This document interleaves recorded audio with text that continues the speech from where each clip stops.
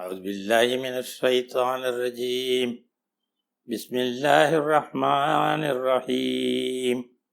எல்லா புகழும் அல்லாஹுக்கே உரியது. புகழுக்குரிய அல்லாஹுவை போற்றி புகழ்ந்து துதித்து துவக்குகிறேன். அகிலத்தின் அருட்கொடையாய் அவனியில் அவதரித்த அண்ணல் நபி ஸல்லல்லாஹு அலைஹி வஸல்லம் அவர்கள் பிறந்த புண்ணிய மாதமான ரபியுல் அவ்வலில் அவர்களின் வாழ்வில் நடந்த, அவர்கள் நடக்க வேண்டி நமக்கு கற்பித்த, போதித்த, புகன்ற நன்னறிகளை நினைவு கூர்ந்து அந்த வழியில் நடக்க நாம் உறுதி பூணுவோம். அந்த வழியில் நடந்தால் உலகின் எந்த பிரச்சனைக்கும் சுமூகமான, சுகமான, எல்லோருக்கும் ஏற்ற நல்ல தீர்ப்பை காண முடியும். அப்படி ஒரு நிகழ்ச்சியை இங்கே நான் நினைவு கூற விரும்புகிறேன். கஅபாவை புதுப்பித்து கட்டிய பொழுது அந்த கஅபாவினுடைய ஹஜரத்துல் அஸ்வத் கல்லை யார் முதலில் தூக்கி வைப்பது என்ற பிரச்சனை எழுந்தது. குறைசி குலத்தின் ஒவ்வொரு இனத்தலைவரும் நான் தான் முதலில் தூக்கி வைப்பேன் என்று கர்ஜித்தனர், கூக்குரலிட்டனர். அவர்கள் கூட்டத்தோடு வந்து கோஷமிட்டனர். அப்படி ஒரு நிலைமை ஏற்படும் போது அதற்கு தீர்வு காணவே முடியவில்லை. தினசரி இந்த பிரச்சனை தொடர்ந்தது. இதன் மூலம் ஒரு பெரிய சண்டை, குழப்பம் குறைசியர்களிலேயே ஏற்படும் என்ற நிலை ஏற்பட்டது. அப்பொழுது அங்கிருந்த மூத்தவர் அபு உமைரா மக்சுமி என்ற பெரியவர்,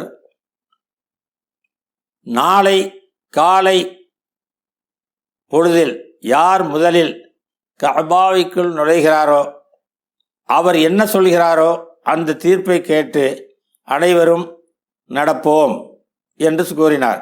உடனே அனைத்து தலைவர்களும் அதை ஏற்றுக்கொண்டனர். அடுத்த நாள் காலை முதலில் அண்ணல் நபி ஸல்லல்லாஹு அலைஹி வஸல்லம் அவர்கள் கஅபாவிற்குள் நுழைந்தார்கள்.